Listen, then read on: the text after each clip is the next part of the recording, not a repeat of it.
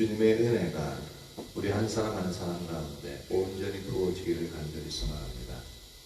하나님, 이 시간 오직 주 예수 그리스도의 십자가의 보혈의 공로를 의지하여 우리 하나님 아버지의 은혜의 보좌 앞에 담대히 나옵니다. 주 보혈로 우리 한 사람 한 사람을 덮어주세요.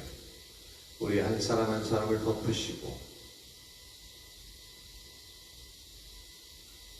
주님의 성령으로 충만케 하시옵소서. 우리에게 예배의 영을 부어주십시오. 우리에게 예배의 영을 부어주십시오. 감사합니다. 감사합니다. 예수님 이름으로 기도합니다. 아멘. 주가곡 114장, 주가곡 114장.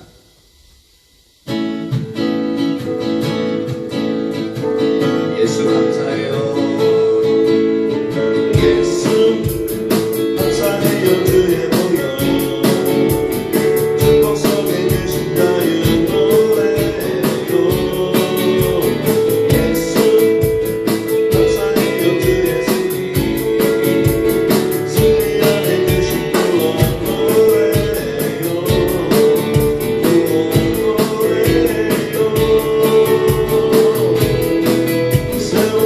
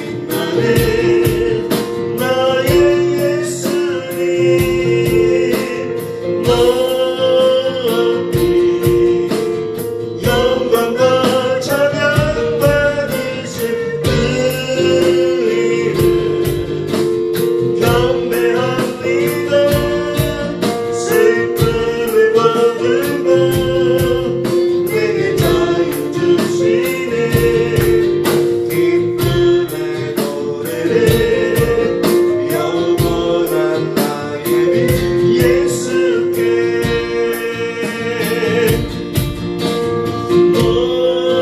높이 영광과 찬양 받으실 그 이름 경배합니다. 슬픔을 거두고 내게 자유 주시는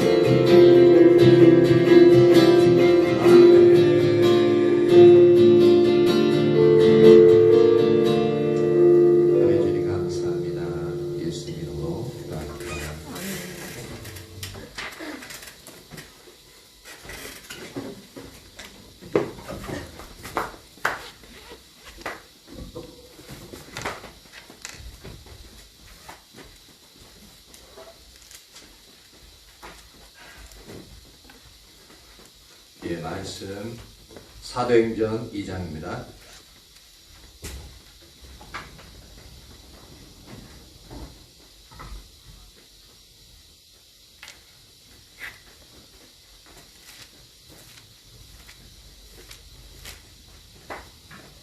사도행전 2장 33절부터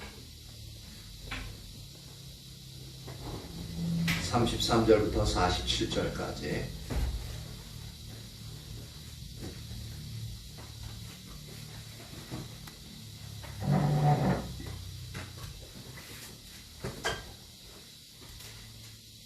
사도행전 2장 33절부터 47절까지입니다. 교독하도록 하죠. 하나님이 오른손으로 예수를 높이심에 그가 약속하신 성령을 아버지께 받아서 너희가 보고 듣는 이것을 부어주셨느니라. 다윗은 하늘에 올라가지 못하였으나 친히 말하여 이르되 주께서 내 주에게 말씀하시기를 내가 내 원수로 내 발등상이 되게 하기까지는 너는 내 우편에 앉아 있으라 하셨도다 하였으니 그런즉 이스라엘 온 집은 확실히 알지니 너희가 십자가에 못 박힌 이 예수를 하나님이 주와 그리스도가 되게 하셨느니라 하니라. 예, 두 사람은 목소리가 안 들립니다. 사도행전 2장 37절 그들이 이 말을 듣고 마음에 찔려 베드로와 다른 사도들에게 물어 이르되 형제들아 우리가 어찌할꼬 하거늘 베드로가 이르되 너희가 회개하여 각각 예수 그리스도의 이름으로 세례를 받고 제 사함을 받으라. 그리하면 성령의 선물을 받으리니 이 약속은 너희와 너희 자녀와 모든 먼데 사람 곧 주 우리 하나님이 얼마든지 부르시는 자들에게 하신 것이라 하고 또 여러 말로 확정하며 권하여 이르되 너희가 이 패역한 세대에서 구원을 받으리라 하니 그 말을 받은 사람들은 세례를 받음에 이 나라의 신도의 수가 3천이나 더하더라. 그들이 사도의 가르침을 받아 서로 교제하고 떡을 떼며 오로지 기도하기를 힘쓰니라. 사람마다 두려워하는데 사도들로 말미암아 기사와 표적이 많이 나타나니 믿는 사람이 다 함께 있어 모든 물건을 서로 통용하고 또 재산과 소유를 팔아 각 사람의 필요를 따라 나눠주며 날마다 마음을 같이하여 성전에 모이기를 힘쓰고 집에서 떡을 떼며 기쁨과 순전한 마음으로 음식을 먹고 같이 읽습니다. 하나님을 찬미하며 또 온 백성에게 칭송을 받으니 주께서 구원받는 사람을 날마다 더하게 하시니라. 아멘.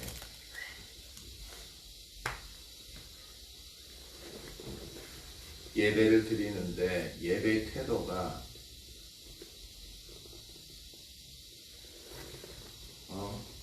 예배의 태도가 안 좋은 영역들이 있어요. 특히 사랑이, 영광이.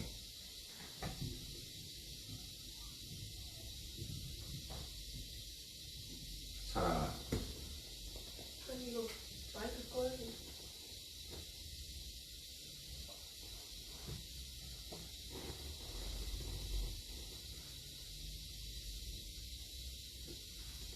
이거 다 녹음되는데.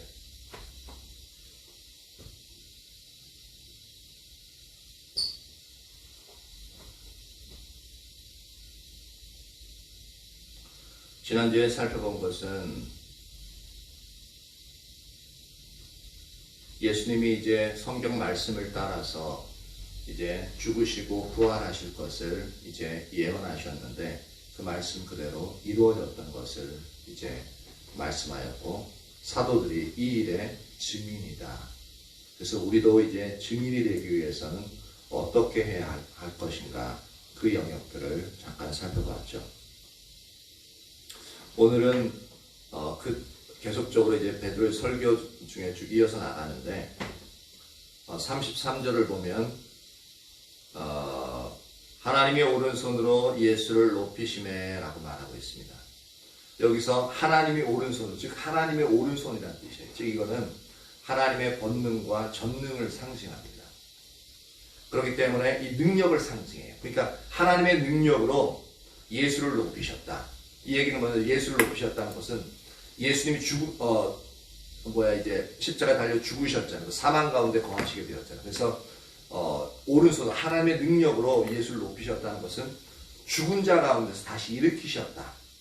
그리고 그 예수를 다시 부활시키신 하나님이 다시 이제 승천시키셨다. 그래서 하나님의 보좌의 우편에 앉히신 것까지도 모두 다를 이제 하나님의 오른손으로 높이시니라는 부분에 다 의미가 포함되어집니다.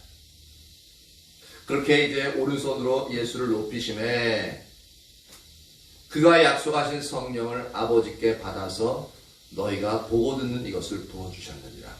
그리고 예수님이 올라가시기 전에 승천하시기 전에 너희는 하나님이 약속하신 것, 아버지의 약속하신 것을 받기까지 기다리라라고 말씀하셨어요.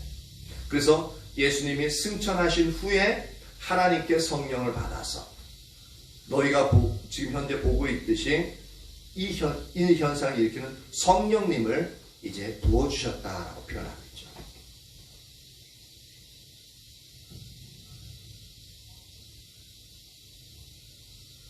그러면서 시편을 다시 이제 인용하는데요. 시편 110편 1절인데 34절에 보면 다윗은 하늘에 올라가지 못하였으나 친히 말하여 이르되 주께서 내 주에게 말씀하시기를. 즉 하늘에 올라가지 못하였으나는 뭐냐면 직접 이제 천국에 올라가서 이제 다윗이 하나님이 말씀하신 그 천국의 상황에서 이제 그 하나님 말씀하신 걸 직접 그렇게 본 건 아니다라는 거예요. 그다음 이제 환상으로 봤겠죠. 친히 말하여 이르되 하늘에 올라가지 못하였으나 친히 말하여 이르되 주께서 내 주에게 말씀하시기를. 즉 주께서는 여기는 성부 하나님을 말씀하십니다. 성부 하나님이 내 주께 나의 주인, 즉 다윗의 주인, 즉 여기서는 그리스도를 말합니다. 내 주에게 말씀하시기를 내가 성부 하나님이 네 원수로, 즉 그리스도의 원수로 너의 발등상이 되게 하겠다. 그러니까 너의 발등상은 이제 밟는 이제 발판이라고 했잖아요. 그러니까 이것은 완전히 너의 원수는 여기서 사탄을 의미하죠. 왜 이 표현을 쓰냐면은 창세기 3장 15절에서 이제 뱀은 여인의 아들이 이제 사단의 머리를 깨뜨리고 뱀은 그 여인의 아들의 발꿈치를 물 것을 이야기하죠. 그래서 사단의 권세를 완전히 깨뜨리고 이제 굴복하게 하기까지 예수님이 이제 하나님의 보좌 우편에 앉아 있을 것을 말씀하시는 겁니다. 그래서 네 원수로 내 발등상이 되기까지는 너는 내 우편에 앉아 있으라 하셨도다 하였으니, 이것을 갖다가 환상 중에 다윗이 이렇게 본 거예요. 그런즉 이스라엘은 온 집은 확실히 알지니 너희가 십자가에 못 박은 이 예수를 하나님이 주와 그리스도가 되게 하셨느니라. 즉 예수님이 십자가에 달려 죽으심으로 말미암아, 즉 이제 뱀의 후손, 그러니까 뱀이 예수님 발꿈치 딱 물은 것, 즉 그래서 십자가에 못 박혀 죽게 하셨으나 오히려 그것이 십자가에 못 박혀 죽으신 것이 이 사단의 권세를 이제 죽으신 그 자체가 인간의 모든 죄의 대가를 지불하신, 그래서 죄의 대가를 지불하시고 그래서 죽음 사망에 이르렀는데 거기서 하나님이 직접 그리스도를 살리심으로 말미암아 예수님이 죄값을 다 치르고 이제 살아나시는데, 예수님 그분은 죄가 없으신 분이기 때문에 이제 그분이 하나님의 능력으로 다시 살아나신, 살아나심으로 말미암아 사단의 권세, 사단의 죄의 권세로 예수님을 죽게 했는데 예수님이 하나님의 권세로 말미암아 살아나서 사단의 권세를 완전히 무력화시키는, 사망이 가장 큰 무기였는데 예수님이 다시 살아나심으로 생명으로 사망을 깨뜨리시고 일어나심으로 말미암아 이제 사단의 권세를 이제 그리스도가, 예수가 완전히 이제 부서뜨리는 그 영역을 말하고 있습니다. 그래서 이것이 완전히 이루어지는 것은 이제 십자가에 달리실 때 한 번 이 부분을 이루셨고, 완전히 이루어지는 것은 이제 예수님이 재림하실 때 이 일들이 일어나죠.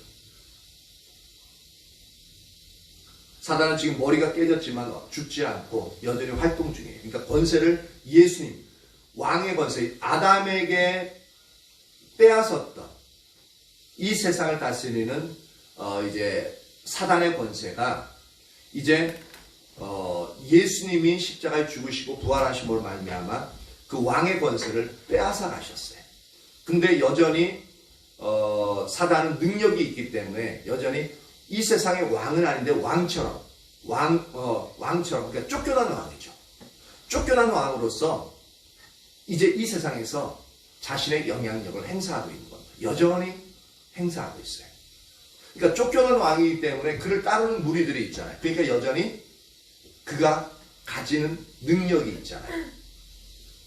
그런데 우리가 예수님을 믿음으로 말미암아 어차피 사단은 폐위된 왕이기 때문에 그를 따르는 무리가 있어도 우리가 온전한 왕, 모든 왕의 권세를 가지신 예수 그리스도를 믿게끔 되어지면 예수님이 우리의 왕이기 때문에 사단의 권세, 쫓겨난 왕은 우리에게 영향력을 행사할 수 없는 거예요. 그래서 그리고 우리가 이 예수 그리스도, 만왕의 왕이신 예수 그리스도의 이름으로 사단에게 명하면 온전히 우리가 예수님과 친밀한 관계 가운데 그분의 권위 아래서 예수의 이름으로 사단에게 명하면, 즉 그렇게 되어지면 하나님의 능력으로 그 이름에 능력이 뒷받침되어져서 사단이 거기에 굴복할 수밖에 없습니다. 우리에게 굴복하는 게 아니라 이미 예수님이 사단의 권세를 굴복시켰기 때문에 그 이름으로 말미암아 사단이 그 이름에 의해서 굴복되어지는 거죠. 상당히 이 부분이 권세에 대한 부분이에요. 그래서 모든 권세를 짓밟아버리는 상태가 된 거죠. 근데 이제 우리가 여전히 예수님 믿으면서 이 권세를 행사하지 못하는 가장 주된 이유가 뭐냐면 그분의 주권 아래, 그분의 주도권 아래 우리가 들어가지 않기 때문에 그렇습니다. 우리가 그분의 권세 아래 온전히 순종하고 들어가고 그분의 통치하심에 들어가면은 우리는 그분을 대신하고 대표하는 자예요. 예수님을 대신하고 대표하는. 말하자면 이제 외국에 가 있는 대사예요. 대사는 우리나라를 대표하는 사람이죠. 그러니까 대한민국이라는 권력을 가진 그 권력을 대표하는 사람이 대사예요. 근데 재밌는 것은 미국의 대사와 우리나라의 대사의 직분은 똑같이 대사지만 그 권력은 틀립니다. 누가 더 막강해요? 미국. 그렇죠. 미국 대사가 아무리 키가 작고 볼품이 없고 우리나라 이제 대사가 건장하고 잘생기고 모든 실력이 뛰어나고, 근데 권세는 현재 미국 대사에 우리가 비할 바가 못 되죠. 왜냐하면 그 나라의 권세, 통치자가 누구냐에 따라 다른 거예요. 미국이란 강대국을 대표하는 대사와 우리나라처럼 분단되어져 가지고 조그만 나라의 대사의 권력은 상대가 안 돼요. 마찬가지로 우리는 예수님을 대신 표현하는 대사예요. 그렇기 때문에 그분의 권세 아래 온전히 들어가 있고 그분의 통치 가운데 있으면 우리의 권력은 예수님이 뒷받침하기 때문에 그 누구도 우리를 이길 수 없습니다. 사단이 우리 개인적으로 우리보다 아무리 힘이 세도 아까 얘기했죠. 우리나라 대사가 개인적으로 미국 대사보다 엄청나게 힘이 세도 미국이라는 막강한 권력을 가진 사람이기 때문에 아무리 잘생기고 키가 크고 모든 것이 뛰어나도 미국 대사 한마디 하면은 우리나라 대사는 그 국가 권력이 적기 때문에 그들을 따를 수밖에 없다.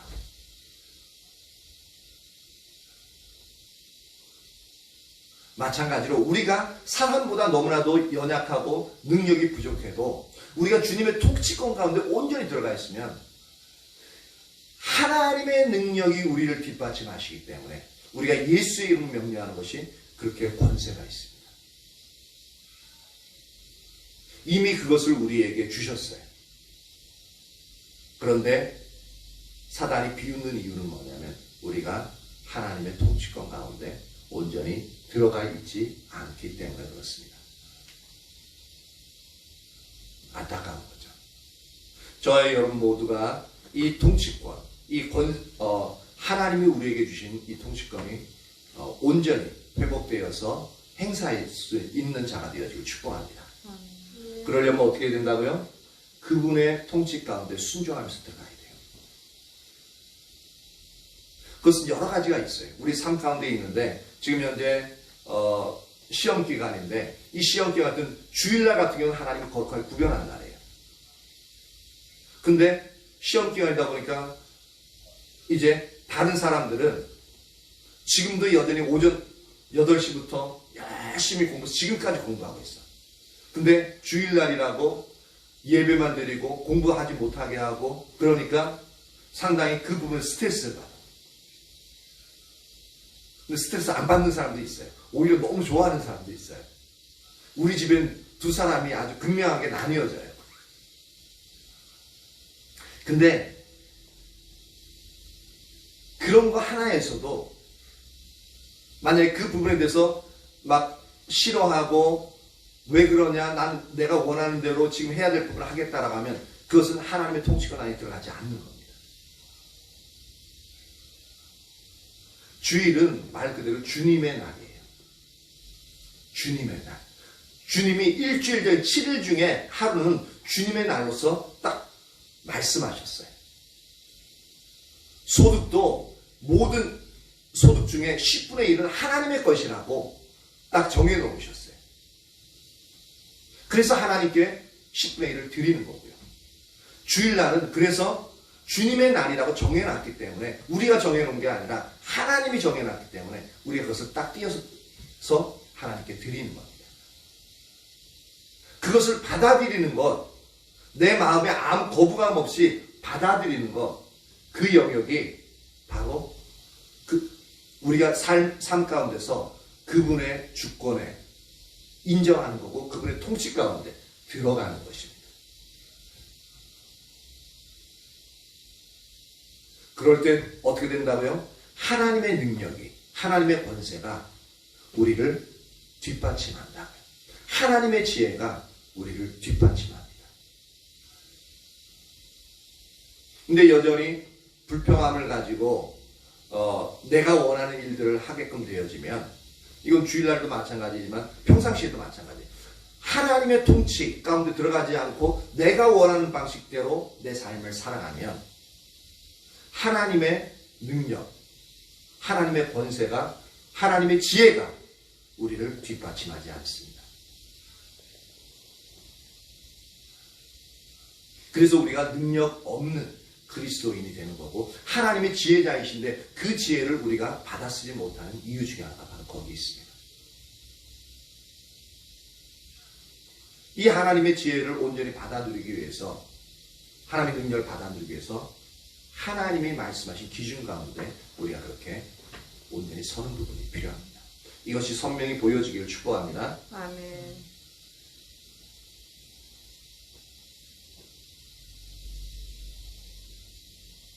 36절에 그런즉 이스라엘 온 집은 확실히 알지니 너희가 십자가에 못 박은 이 예수를 하나님이 주와 그리스도가 되게 하셨느니라.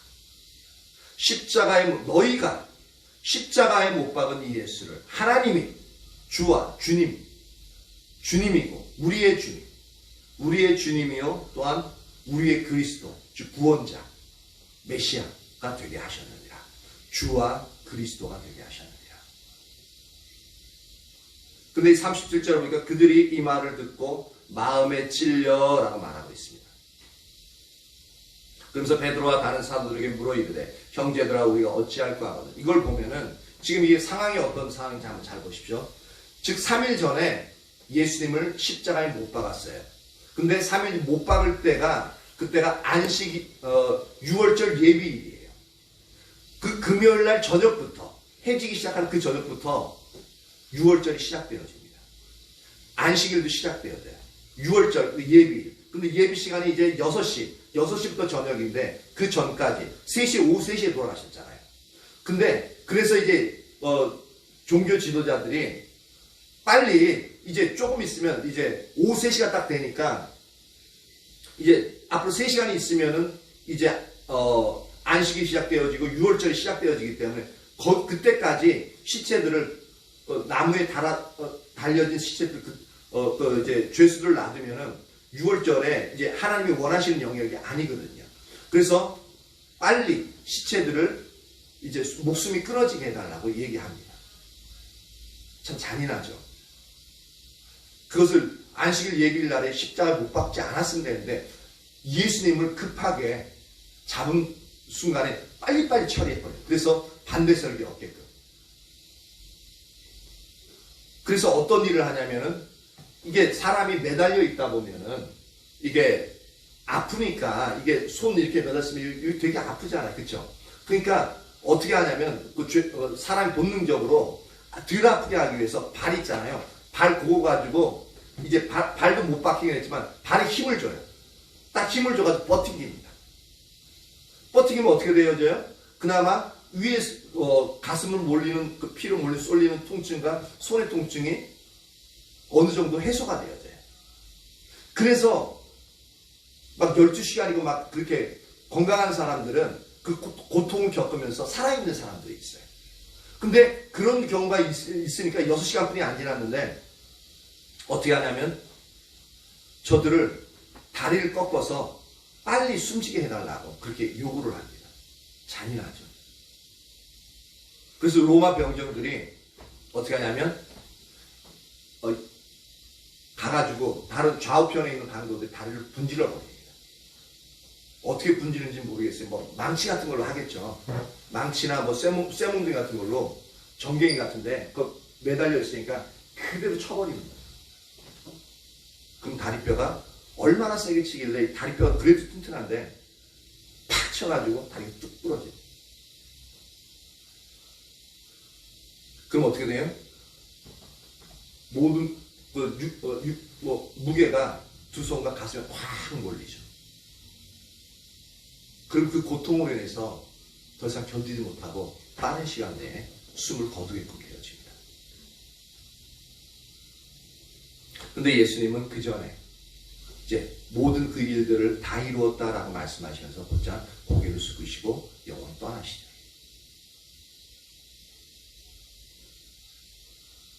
이 상황을 지금 6월절을 지키기 위해서 여러 나라 흩어져 있던 유대인들이 다 올라온 상태였어요. 그래서 이 사람들은 예수님이 잡히셔서 십자가에 못 박히신 것을 알아요.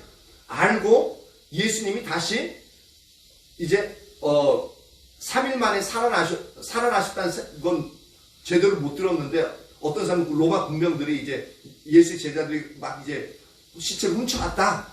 이제 그 소리는 들은 영역들도 있어요. 근데 이 성전 가운데서 성전 그 앞에서 120명의 문도가 하나님의 크신 일을 얘기하는 하나님의 구원상에 대해서 얘기하고 거기에 대해서 베드로가 모든 듣는 사람 앞에서 너희가 못 박여 죽었다. 근데 하나님이 다시 살리셨다. 너희들이 예수님을 십자가에 못 박는데 동조했다. 그들이 동조하지 않고 그 예수를 못 박지 말라고 살리라고 하고 얘기했으면은 제사장들이 아무리 죽이려고 해도 못 죽여요. 근데 제사장들과 종교 지도자들이 그 일들을 하는 데 있어서 이 사람들도 묵시적으로 동조하고 또 그 앞에 가가지고 예수를 못 박아라, 예수를 못 박아라. 그렇게 얘기하고 오히려 바나바를 살려달라 그렇게 했던 사람들이에요. 그런데 베드로에서 우리가 예수님을 죽는 걸 받고 다시 살아나셨는데 우리가 그 일의 증인이야. 너희가 못 박아 죽인 예수를 하나님이 다시 살리셨고 그 예수님이 하나님이 약속하신 성령을 유엘서에서 이제 약속해서 그 성령을 말씀에 부어주셨고 그 현상들이 지금 120문도에게 하나님의 크신 일로 성령이 충만해서 일어나는 거고 너희들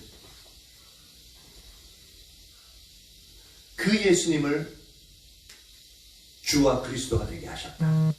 그렇게 하니까 놀라운 현상이 뭐냐면 이 말을 이 성경에는 없지만 하나님이 성령님이 베드로의 이 말을 엄청나게 강력하게 뒷받침하고 있는 것을 볼 수가 있습니다.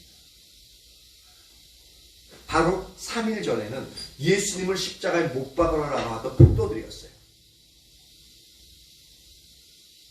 그런데 두려움에 떨던 베드로가 성령이 충만해짐으로 말미암아 모든 사람을 담대하게 예수님을 죽이라고 했던 그 폭도들, 살인자들에게 그 예수님에 대해서 증거하고 있어요.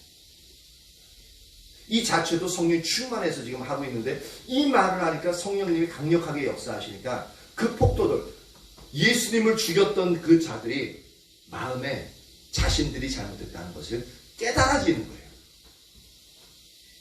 그게 바로 마음이 찔려라는 표현입니다.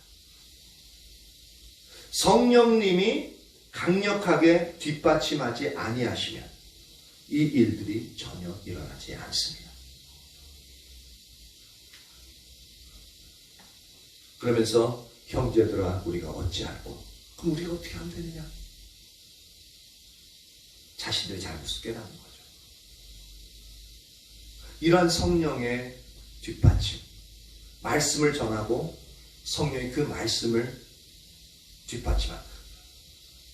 지금 제가 말씀을 전하는데 이 말씀을 성령님이 강력하게 뒷받침하면은 만약 아까 전에 주님의 통치권 안에 들어가야 된다 라고 했을 때 그 통치권 안에 들어가지 않았던 사람들이 이 말을 통해서 깨닫고 회개하게 되어지는 역사가 일어나는 것.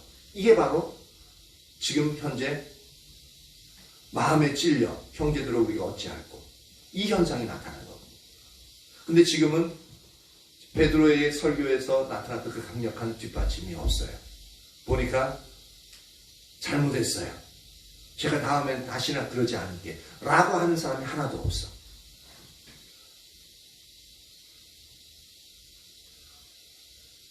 내가 하나님의 주권 가운데 통치할 그렇게 들어가지 못했습니다. 그래서 내가 하나님의 축복을 은혜를 다 놓쳐버렸습니다. 라고 반응하는 사람이 아무도 없어.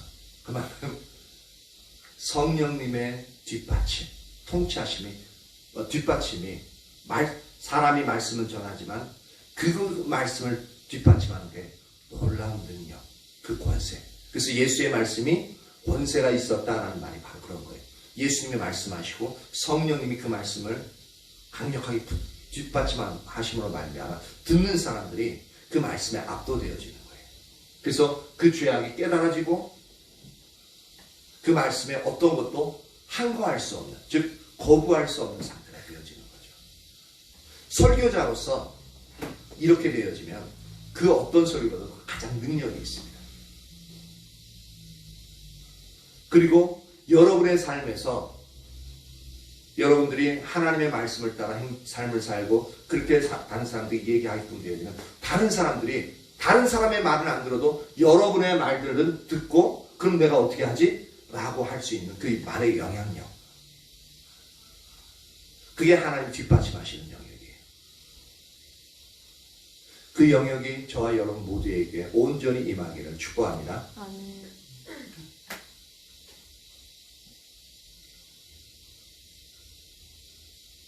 38절 사랑이 읽어보세요. 껐는데. 네, 다시. 38. 베드로가 이르되 너희가 회개하여 가까운 예수 그리스도의 이름으로 세례를 받고 죄송을 받으며 그냥 흔히 손을 가리리. 형제들아 우리가 어찌할꼬 라고 물어보니까 그 어떻게 하면 되느냐라고 하니까 그 방법을 베드로가 얘기하는 거예요. 너희가 회개해라. 무엇을? 주와 그리스도 대신 예수 그리스도 십자가에 못 박은 것, 그분을 받아들이지 않은 것에 대해서 회개하라. 그리고 나서 회개하고 나서 회개해야 죄가 씻기잖아요. 그렇죠? 회개하고 나서 예수 그리스도 이름으로 세례를 받아라. 즉 예수를 믿는 표시를, 그래서 물세례를 받으라는 얘기죠. 그럼 그 세례를 받으면 공식적으로 이제 난 예수 믿습니다. 내 죄를 회개하고 예수 믿습니다 하니까 그러면 그 순간 이제 모든 죄가 사함을 받는데 죄 사함을 받으라. 그리하면 죄 사함을 받으면 정결케 되어지거든요. 거룩해 되어지거든요. 그럼 어떻게 되어져요? 성령님이 그 자리에 있어야 우리와 함께 하실 수 있는 거예요. 그래서 성령의 선물을 받으면, 즉 성령님이 우리 심령 가운데 예수님을 믿는 그 순간 우리 안에 임하시게 되어집니다. 이것을 저는 성령 세례라고 얘기합니다. 물세를 받고 예수님 죄사함을 받은 다음에 그러면 예수 그리스도의 영이 우리 안에 들어오시는 것, 성령의 선물을 받는 것이죠. 39절 이영관 읽어보세요. 사생자서 네. 이 약속은 너희와 너희 자녀와 모든 먼데 사람 곧 우주 우리 하나님이 얼마든지 부르시는 자들에게 하신 것이다. 그러니까 이 예수님이 구원하시는 대상이 누구냐? 이것은 우리와 먼데 있는 사람 어떤 누구든지 우리 하나님이 얼마든지 부르시는 자들에게 하신 것이다.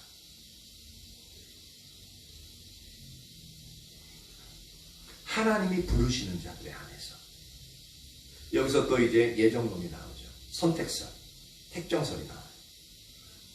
그렇게 이제 하나님 부르시는 자들이 구원을 받는 거니까. 근데 그 앞에는 너희 자녀와 모든 먼데 사람, 대상은 모든 사람이 되어져 있어요.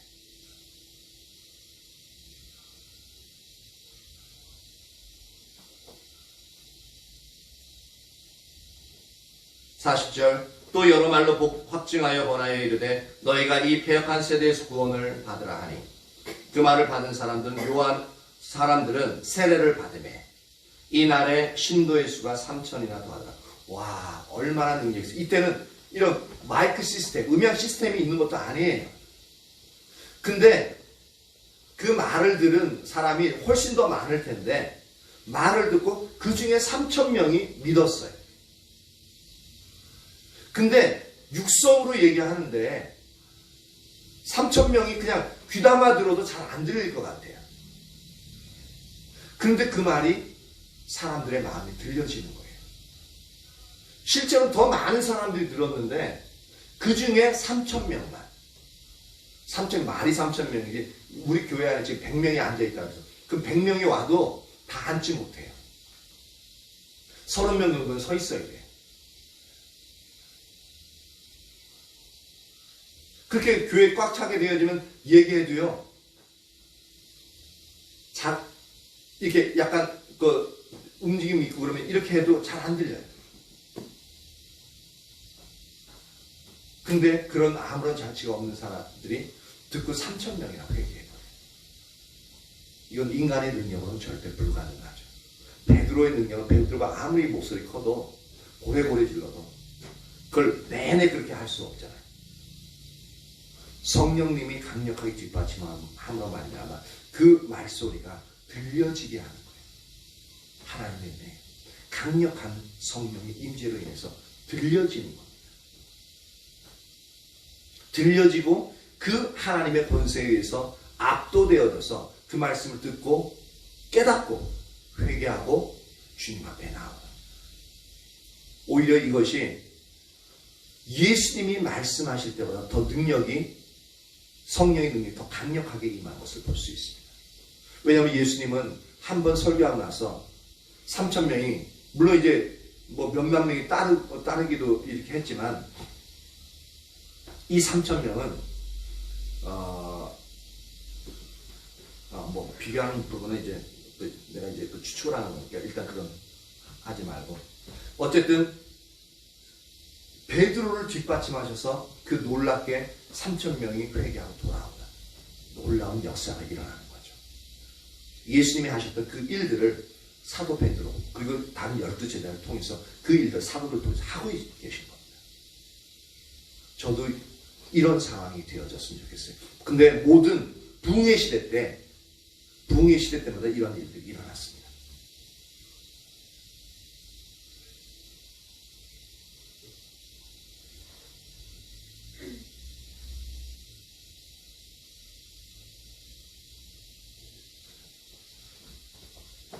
(42절) 그들이 사도의 가르침을 받아 서로 교제하고 떡을 떼며 오로지 기도하기를 힘씁니다.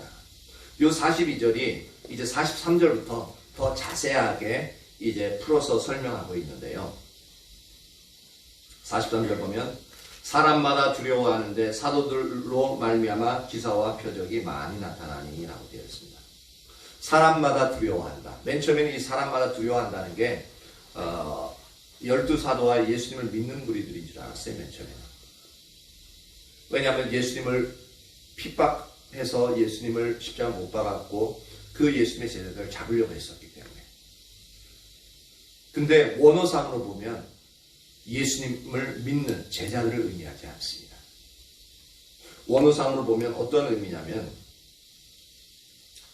모든 혼에게 두려움이 되고 있더라 라고 말하고 있습니다. 모든 혼이라는 것은 뭐냐면 예수님을 믿지 않는 모든 자들을 말하고 있습니다. 예수님을 믿지 않는 자들이 두려웠던데요. 왜 두려워할까? 즉 이것은 예수님을 믿지 않는 자들의 그 존경심과 경외심에서 비롯되어진 두려움을 말하고 있습니다.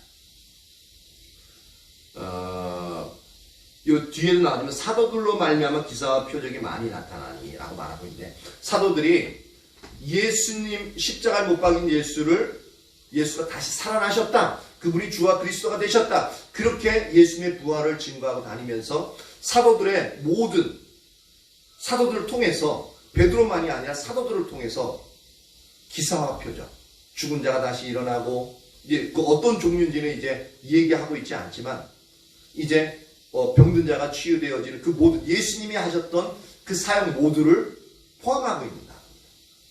그 일들이 일어나니까 예수님 자체는 직접적으로 보이지 않지만 그 예수님을 따르던 12제자를 통해서 예수님이 하셨던 그 일들이 동일하게 나타나요.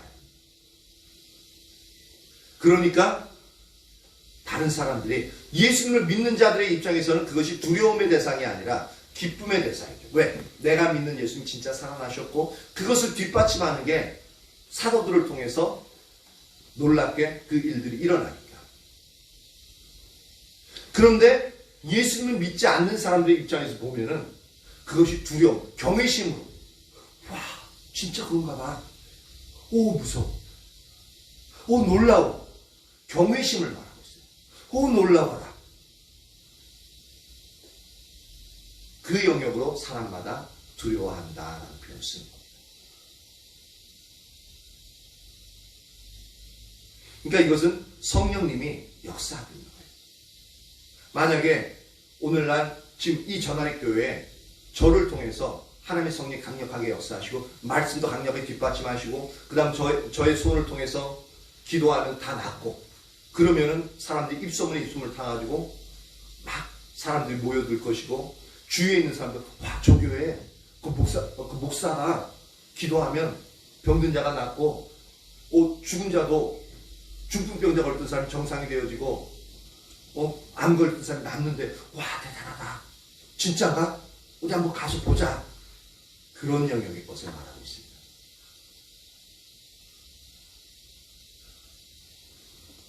그러니까 믿지 않는 사람들은 두려워 떠는데 44절 믿는 사람 44절 사랑에 한번 읽어보세요. 믿는 사람이 다 함께 있어 모든 물건을 사역하여. 예. 믿는 사람이 다 함께 있어요. 그러니까 예수님을 믿는 자들은 어떤 현상이 나타나면 성령이 충만하니까 다 함께 모여 있어요. 모여 있어서 모든 물건을 다 통용하는데 자기가 가지고 있는 물건이 있는데 그 물건들을 다른 사람들도 쓰게끔 하는 거예요. 그것이 또 그 밑에 45절 보면 은수 한번 읽어보세요. 또 재산과 소유를 팔아 사람의 필요에 따라 나누게 돼. 이 물건들을 다 통용하는데 그래도 부족한 부분이 있잖아요. 식량이나 그 물건에 담아 쓸 수 있는 음식들. 그것은 돈이 필요한데 그 돈이 모자라니까 재산과 소유를 다 팔아가지고 각 사람 필요에 따라 필요한 만큼 그 사람들에게 지불해 주는 거예요. 상당히 놀라운 일입니다. 성령이 충만하게끔 되어지면 자신의 것을 아까워하지 않게끔 되어져요. 그래서 다른 사람을 섬기는 자리로 나아갑니다. 진짜로 내 이웃을 내 몸과 같이 사랑하는 자리로 나아갈 수 있게끔 되어집니다. 성령이 충만함으로 하나님을 사모하게 되어질 때 이 일들이 일어난다는 거죠. 이 전날의 교회 가운데도 이 일들이 일어나길 예수님을 축복합니다. 아멘. 46절 같이 한번 읽어봅니다. 시작. 날마다 마음을 같이하여 성전에 모이기를 힘쓰고 집에서 떡을 떼며 기쁨과 순전한 마음으로 음식을 먹고. 그래서 예수님을 믿는 자들은 하나님의 살아계심이 역사가 놀랍게 역사에 일어나니까 날마다, 그게 초대교회 때는 처음 때는 날마다 매일매일이에요. 매일매일 마음을 같이해서 성전에 모이고 예루살렘 성전을 말하고 있습니다. 그곳에 모여가지고 기도하고 하나님께 감사 기도하고 그리고 예배하고 그리고 그렇게 모이기 힘쓴 다음에 또 집에 가요. 집은 이제 여기서 어떤 모였던 예수님 믿는 무리들이 곧장 다 같이 가겠죠. 그러려면 집은 좀 커다란 집이 좀 필요하겠죠. 그래서 집에서 떡을 떼며, 여기서 떡을 뗀다는 것은 성찬을 의미해요. 성찬과 애찬을 다 함께 표현하는 건데, 성찬은 뭐예요? 예수님의 죽으심을 기념하는 것을 말하는 거잖아요. 그래서 떡은 예수님의 몸이고 이제 포도주는 예수님의 이제 피인데, 그것을 먹고 마시는 자마다 예수님이 죽으심을 주 오실 때까지 증거하는. 그래서 그 성찬을 하고 그 다음 나머지 그냥 그것만 하고 우리는 그것만 하고 말잖아. 근데 그 당시 사람들은 그렇게 하고 애찬 그 연결해가지고 이제 배부르게 이제 모든 음식을 같이 나눠 먹어요. 그래서 애찬, 사랑을 나누는 그 식사라 그래가지고 애찬이라는 표현을 써요. 교제하는 거죠. 그러다 보니까 그렇게 떡을 떼다 보니까 하나님이 그 심령 가운데 기쁨을 주셔요. 그러니까 먹는데 너무너무 기뻐요. 그러니까 그리고 순전한 마음, 어떤 불순한 이제 자신들의 목적을 위해서가 아니라 하나님으로 인해서만 기뻐하고 하나님만을 추구하는, 예수 그리스도만을 추구하는 그 순전한 마음으로 음식을 먹게끔 되어져요. 와, 진짜 이랬으면 좋겠어요. 이 은혜가 이 전환의 교회 가운데 그리고 이 나라 이민족의 교회 가운데 회복되어지기 축복합니다. 아멘. 그러면서 음식을 먹으면서 어떻게 해요? 47절 같이 한번 했습니다. 시작. 하나님을 찬미하며 또 온 백성에게 칭송을 받으니 주께서 구원받는 사람을 날마다 다하게 하시니. 예. 그 순전한 마음으로 음식을 먹고 그리고 나서 하나님을 찬미했다. 너무 기쁘니까 그 입술에 다른 얘기가 있는 게 아니라 하나님을 찬양하는 게 나와요. 그냥 입에서 찬양이 그냥 자연스럽게 흘러나와요. 오, 좋아라. 오, 좋아라. 진짜 이랬으면 좋겠어요. 근데 그걸로 끝나는 게 아니라 그것을 바라보는 안 믿는 사람들, 예수님을 안 믿는 사람들은 어떻게 해요? 백성에게 칭송을 만들어서, 와, 저 예수 믿는 사람들 놀라워. 왜 놀라워? 단순히 말씀으로 끝나는 게 아니라 자신들의 물건들을 다른 사람에게 다 나눠줘가지고 서로 통용하고 자신들의 재산들을 다 팔아가지고 가난한 사람들 나눠주는 거예요. 예수 믿는 사람, 같은 공동체에 있는 사람들 나눠주고 함께 기쁨과 즐거움을 공유하는 거예요. 그러니까 그것을 보니까 백성들이 믿지 않는 사람들 봐도 와, 저거 너무 잘한다 하고 예수 믿는 사람들을 칭찬하는 거예요. 칭송하는 걸 칭찬한다는 겁니다. 그러니까 그 좋은 일들을 보니까 어떻게 되어져요? 나도 예수 믿을래. 나도 예수 믿을래. 그래가지고 주께서 구원받는 사람을 날마다 더하게 하십니다. 매일매일 그 예수님 믿는 사람들의 행동, 삶의 모습을 보고 다른 사람들이 예수님을 나도 믿을래 하고 온다는 거예요. 진짜 이 일들이 저와 여러분에게 이 교회 가운데, 이 나라의 인류의 교회 가운데 그렇게 다시 한번 주님의 부흥으로 임하기를 축복합니다. 아멘. 그렇게 되어지길 또한 갈망하는 저와 여러분 되어지길 축복합니다. 아멘. 진짜 이랬으면 좋겠어요. 그래서 지금도 부흥을 갈망하는 것이 초대교회와 같이 이 일들이 일어나기를 그렇게 지금도 기도하는 분들이 있고 그것을 놓고 회복과 부흥을 외치는 새벽교회 성도 그 회복과 부흥을 외치고 있어요.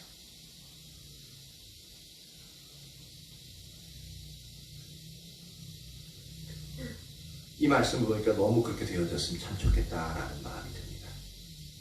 이 열망이 저와 여러분에게 성령의 충만함으로 부어지기를 축복합니다. 예, 말씀은 이제 이것으로 마치고요. 예, 찬양하죠.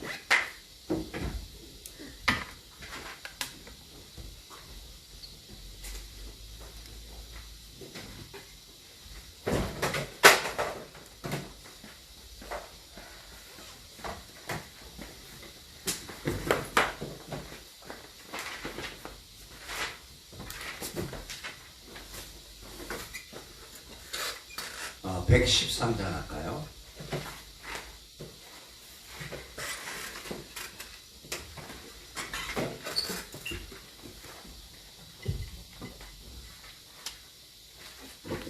주바로 113장.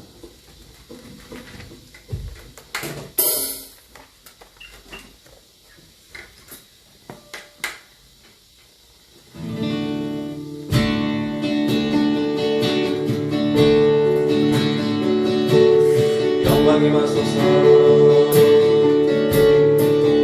영광이 나소서. 손 넘은 때처럼 사랑의 노래로 주 영광이겠네.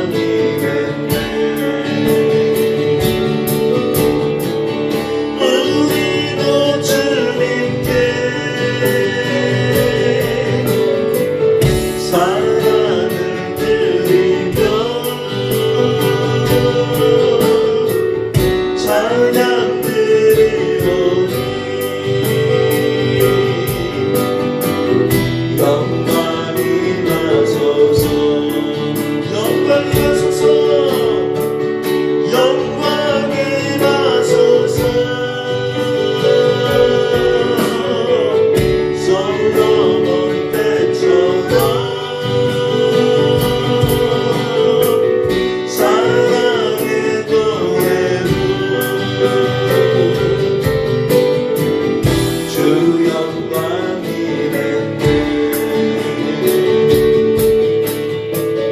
우리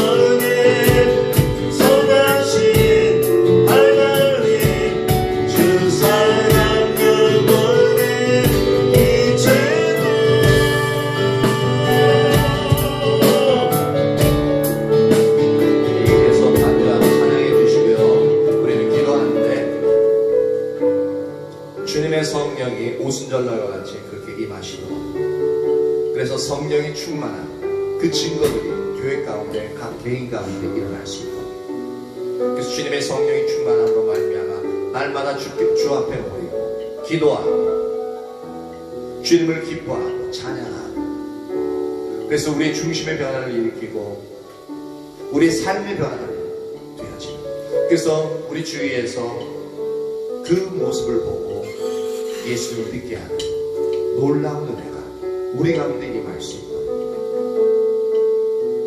그렇게 기도합니다. 아멘, 아멘, 아멘, 아멘. 주님 감사와 찬양을 올려드립니다. 성령님 임하세요. 성령님 우리 가운데 임하세요. 오순절날 임하셨던 것 같이 우리에게 영광으로 임하시옵소서. 우리 각자 한 사람 한 사람에게 성령의 불로서 불의 여같이 갈라지는 성령이 우리의 머리 가운데 아버지 임하게 하시고, 그래야 우리가 다 주의 성령으로 충만케 되어지므로 하나님의 우리의 심령이 온전히 주님으로 인하여 흥분되어지고 우리의 심령이 주님으로 가득 채워짐으로 말미암아 날마다 주께 모이고 주님을 찬양하며 순전한 마음으로 주님을 아버지여 주님께 기도하고 주님께 나아가는 자들 되어지길 간절히 소망합니다. 하나님의 우리에게 그 은혜를 부어주십시오. 하나님의 우리에게 그 은혜를 부어주십시오. 아멘. 주님 우리에게 그 은혜를 부어주십시오. 하나님이여 우리에게 그 은혜를 부어주십시오. 하나님 주님의 성령으로 우리의 심령 가운데 충만케 하시고 하나님의 성령이 우리 가운데 임하시는 증거들을 우리의 삶을 통해서 드러나게 하시옵소서. 하나님 임하세요, 임하세요, 임하세요. 우리에게 그 주님의 은혜가 필요합니다.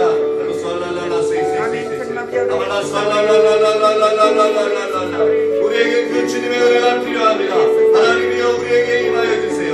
그리하여 우리가 주님의 통치 가운데 온전히 순종하고 주님의 인도하시는 바에 따라 아버지 그렇게 삶을 아버지 살아가기를 원합니다. 주님의 인도하시는 삶을 살아가기를 원합니다. 우리 주님의 성령 우리에게 부어주세요.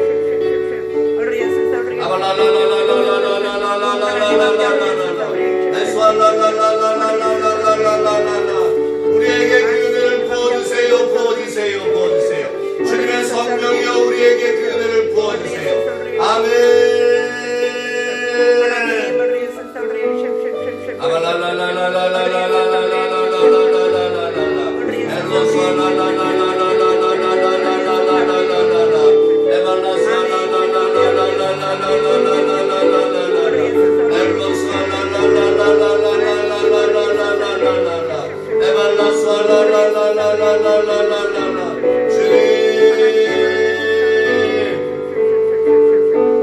우리에게 주님의 은혜를 부어주세요, 부어주세요.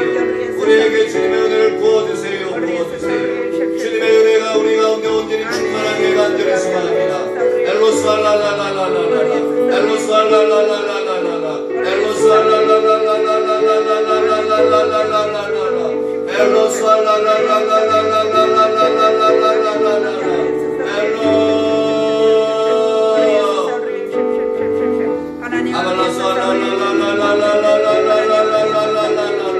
주의 이름을 찬양합니다.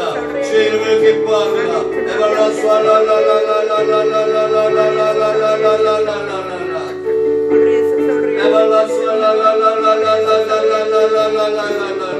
성령님 우리에게 임하세요.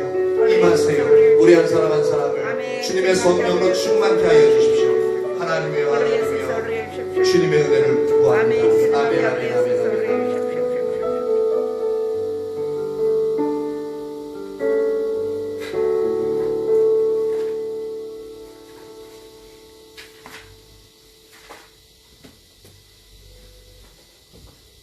주하고 171장입니다. 171장.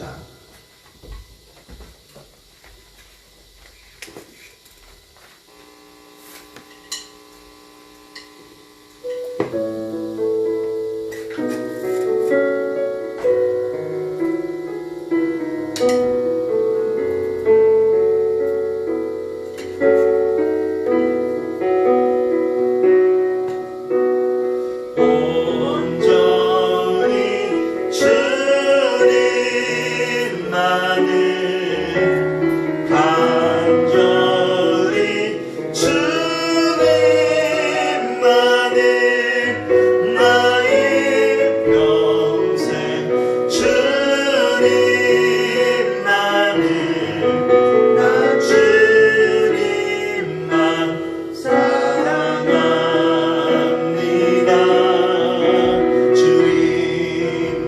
사랑하시니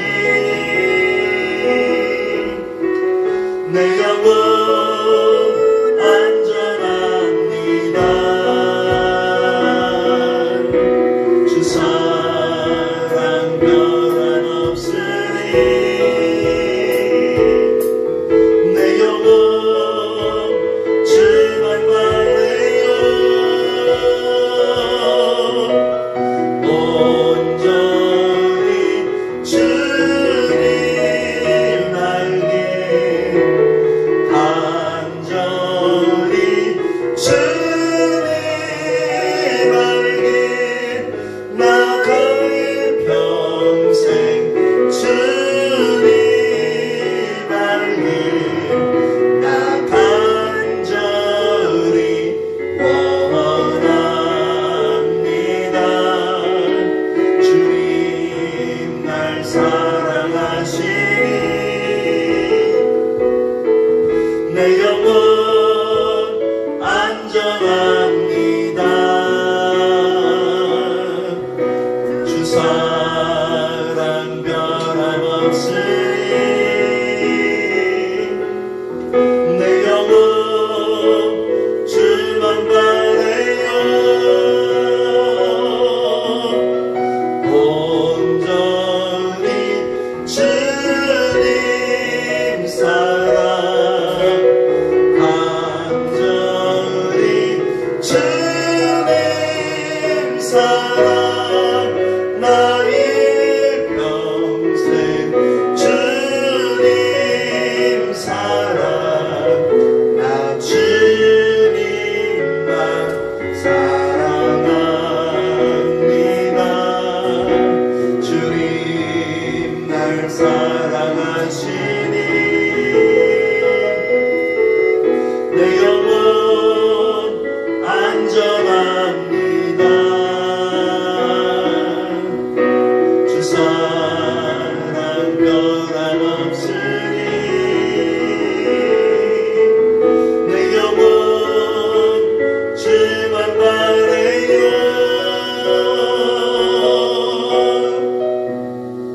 계속 찬양해 주시고요. 우리는 주님께 주님을 향한 그 사랑을 고백합니다. 아멘 아멘 아멘.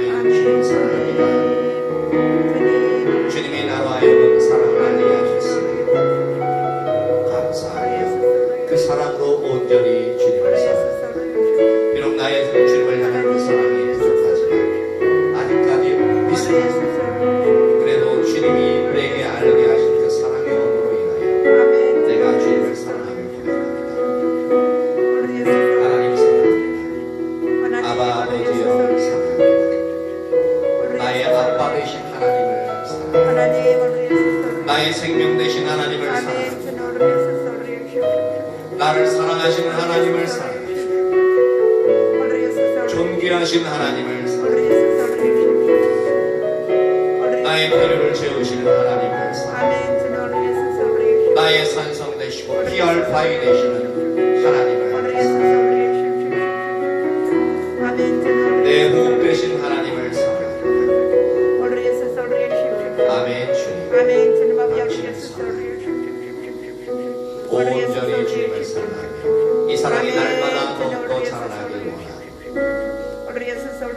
기쁨의 찬양으로 주님께 나의 사랑을 올려드리고 그 자리에 온전히 있기를 간절히 아멘.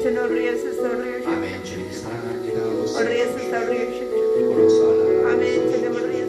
날로 세시네 세시네 올로 셀라 세시시 아빠로 셀라 보시고 세시시 알로 셀로 세시시 알로 세시시 올로 셀라 세시시 온전히 내 주님만 내 솔로 세시시 라스알라라 세시시 하나님 감사합니다. 우리로 하여금 오전과 저녁을 통해서 그렇게 이 주일날 주님을 찾게 하심을 감사합니다. 하나님, 우리가 오늘 살펴본 이 하나님의 말씀들을 잊지 않게 하시고 우리가 이 말씀을 붙잡고 하나님을 더욱더 찾아 나아가고 그렇게 승리하는 삶을 일주일간 살게 하시옵소서. 온전히 주님만 사랑하는 삶을 살아가게 하시옵소서. 이밤 돌아갈 때 그 발걸음 안전하게 지키시고 또한 우리에게 있어 쉴 때 평안케 하여 주시길 바랍니다.